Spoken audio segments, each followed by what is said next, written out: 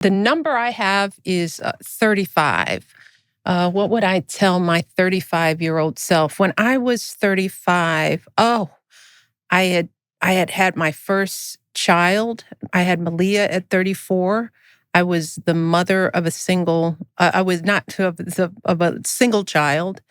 I would tell myself to enjoy this age, the struggles that you feel like you have at this age, because mid-30s are when your career, you may think that your career should be further along than it should be because you feel now you think you are starting to feel old and you think that the time is starting to tick. So maybe I should have my kids now. I should be married now.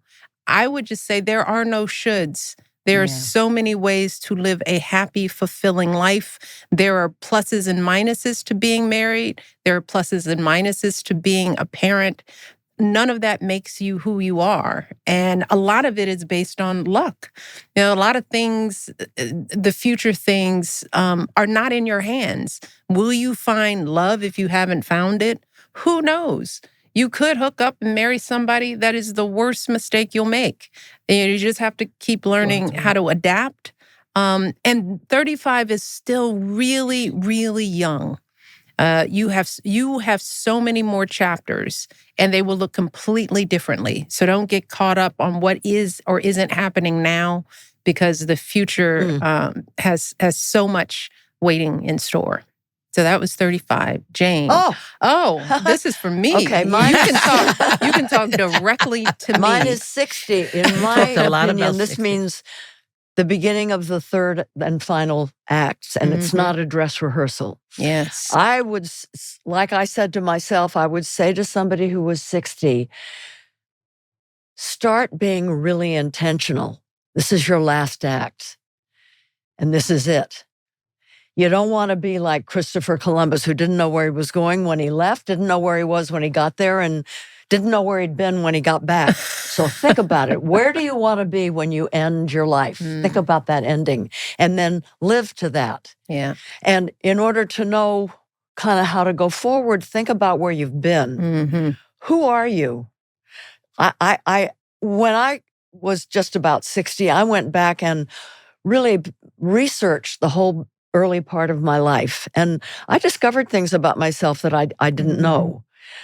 Like that I'm brave. I never thought of myself as a brave person. And that really helped me as I moved forward. So this is the time to get very intentional about how you live and how you want to live and how you want to die.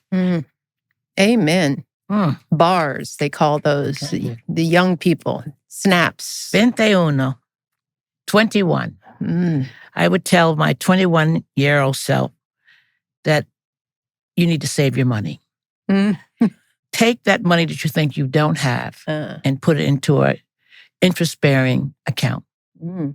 Take a little further to the bank and put it into the market. I would tell myself at 21 that 21 is nice and 40 and 50 is nicer.